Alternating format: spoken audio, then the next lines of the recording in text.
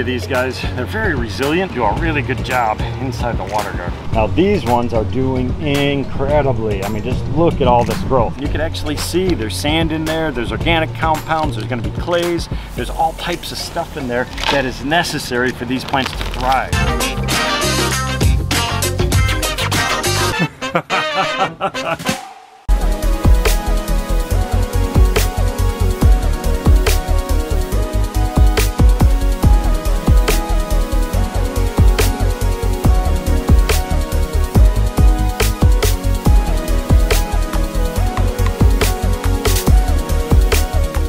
What's up everybody, I'm the Pond Professor here. I am coming to you from Aqualand, St. Charles, Illinois, also known as the water garden capital of the world, for good reason, right? I am talking right now about aquatic plants. I've had a couple vlogs recently about doing some aquatic plantings. What I want to do today is I want to actually specialize in water lily specifically. Beautiful floating plant, leaves up on the surface of the water. The plant itself is going to be well below water level. Then you're going to get these incredible blooms. Water lilies are one of the very few perennials, if not the only perennial that I know of, that's going to start blooming early in the season, and they could bloom all season long, all the way into October. The amount and diversity of them is unbelievable. Let's check out a few of them. This is our signature pond right in front of our office, loaded up with incredible koi. You could see all the water lilies that we have growing across the surface here. What I love about this is we have a good diversity of plant material. The other thing that we did, some of these plants are actually planted down in subterranean pockets that we excavate out of the subsoil. We put our liner in place, and this little pocket might be 8, 10, 12 inches deep. The liner will conform to the excavation. We'll fill that little pocket with different types of aquatic plant soils. We'll then put the water lilies directly into it and then cover around it with river rock. It just gives that naturalistic look. The water lilies are growing directly out of the bottom of the pond, so it creates a really, really cool effect.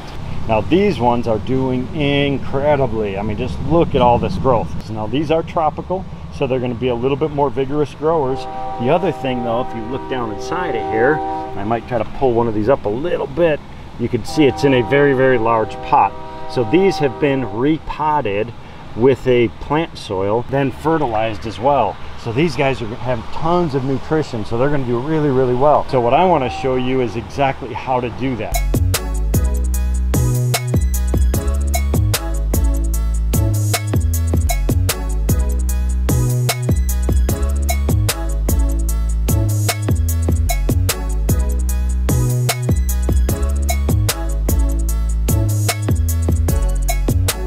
Pulled out a water lily, kind of a little sad one over here just because it's in a pot by itself. It was also kind of buried. It was being crowded out by all these other plants, so it wasn't getting much sunlight. I'm going to repot this into a larger container, and I'm going to use the right planting mix. This is important. Just like any successful garden, it all starts with the soil. So I've assembled all my pieces. I got my larger pot for my water lily. You can see how big the pot is that it came in. This is about an 8-inch diameter. This one is 16-inch, so significantly larger. I'm gonna pull this guy out of here, and then I'm gonna place it in the bottom. I'm gonna put a little fertilizer in here as well, and then I'm gonna fill around it with the right soil mixture. So I said it's a little bit beat up, but look at all the new growth coming out of it. Beauty of these guys, they're very resilient, do a really good job inside the water garden. Thing out of there. Now we're going to set him right down here in the bottom. Again, you can see some of these lilies little bit beat up. Let's pull some of these guys off of here. This is going to send a lot of new energy and growth into the main plant itself. I'm going to use some of our fertilizer. Fertilizer is really, really important. Now the soil is number one, but adding that extra nutrition is going to be key for these guys. So what we want to do is we're going to start taking some of this, and I'm going to spread it around on the outside perimeter of the pot. The reason I'm doing that is I want these guys to actually send those roots all the way out to the outside perimeter. I don't want to put that fertilizer right underneath the plant. I want to have them search for that food. $1,000. Click in the salutations, everybody. We've got Colonel Copepod, Lieutenant Roadfur here.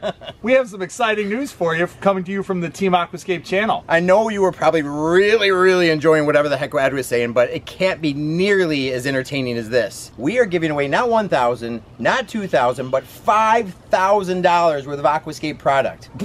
what I said. That's a whole head blue. Hey, you guys want to hear more about this? Follow Team Aquascape. We're going to be putting out more and more information about this, but in the meantime, click on the link below. Click. You know how to do all 5,000 bucks in pond product. That's all you need to know. Come over to Team Aquascape channel. Find out more. Let's go. I'm coming in with that right soil mix. Like I said, the right mixture of soil is key. And that's because you want to mimic biomimicry concepts. You've heard me talk about this stuff 1,000 times. What we want to do is we want to mimic their natural environment. So this is a specially made soil. It's made to replicate an alluvial soil. Alluvial soils are those soils that are created from flowing water, usually in floodplains and things like that, around the outside perimeters of river systems and lakes. So what happens is during flood time, all that fast moving water is going to pick up all those bottom sediments. It's going to take stuff off of the hillsides and the surrounding areas, and it makes it soluble. Because of the velocity of water, it's going to be held in suspension. So now you have a channelized section of a river, water velocity is going to be really, really fast. Stuff is not going to settle out in that area. During a flood, water is going to breach the bank. When that occurs, you get these big, wide alluvial plains, these big flat areas that kind of stretch out on either side of the river system. Water velocity drops down incredibly. It actually turns into almost a backwater slough. All that stuff that was kept in suspension has time to settle out. Now that material is going to be a mix of sands and gravels, clays, topsoils, organic particles, plankton, zooplankton, phytoplankton, you name it. Anything that's in that water column is going to be deposited in those areas. The richest farmland actually in the world is found along those riverbanks. The Fertile Crescent over in the Mideast was one of those original areas where founding people actually started to accumulate along those river areas because you had such rich soils. You had all the resources necessary to actually create communities. For all these places, people flocked to because those soils were super, super rich. We made a specific formula of soil which actually mimics that, and you can actually see there's sand in there, there's organic compounds, there's going to be clays, there's all types of stuff in there that is necessary for these plants to thrive.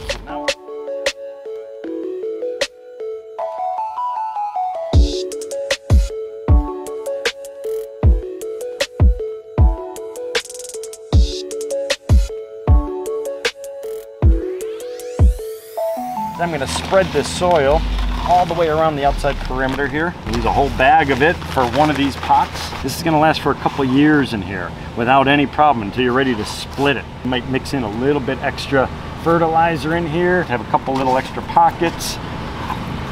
Now this is a slow release type fertilizer, so it's not going to cause water quality issues. And now I'm going to cover it up with river rock. So the reason I'm going to cover it with river rock is when you put this plant inside of the pond, the koi are going to be curious. So fish are going to be flocking to it because what's normally found in and around these plants is a whole host of different types of microorganisms.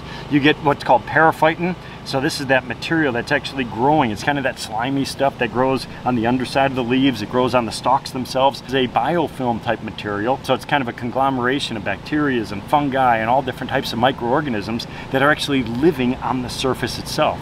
Really, really cool, but it's also food for a lot of animals. So these fish are going to come in, and whenever you have small food, you usually have bigger insects that are associated with those areas as well. So this is going to be home for all types of life to occur. Fish are immediately drawn to those areas, which is why a lot of people will say the koi are destroying my plants. It's usually they're disrupting the roots themselves. They're looking for food around those. Now the key is try to get the plants in and get them established before you get your big koi in place. So I'm going to come in here. I'm just going to kind of spread this around. Got my decorative river rocks. So I have my water lily in place. I got fertilizer. I have my good soil. I have the river rock going around the top. Now what I'm going to do, I'm going to hop in the water over here, and I'm going to position that guy down in the bottom, tuck it in by some of these other plants, so hopefully it'll be okay. I'm actually going to slowly add water to this so it doesn't just flood everything out. Now just submerge it down.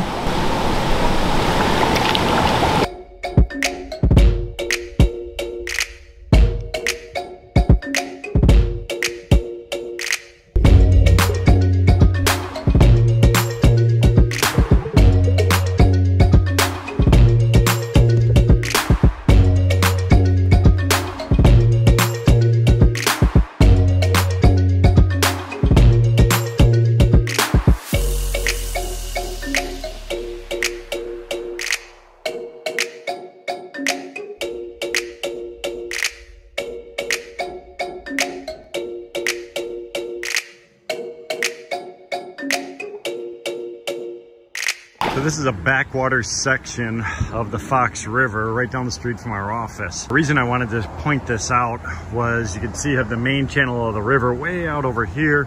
That water is open, free flowing, and clear. This backwater section gets a lot of sediments in it. This is the perfect location for an abundance of different types of aquatic vegetations. You can see we have water lily-like plants over in here. You could also see some other different plants along the outside perimeters. The reason it's growing here is it's because it's out of the main channel of water. Deeper, fast flowing over in there, it's sweeping all that stuff away.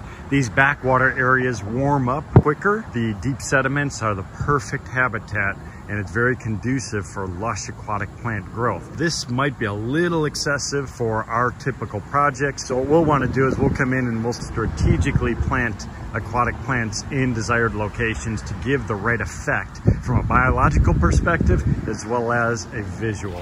That's going to be a wrap. I hope you enjoyed this little piece on installing water lilies. I'm going to go for a swim. I'm going to check out some of this stuff. We'll see you soon.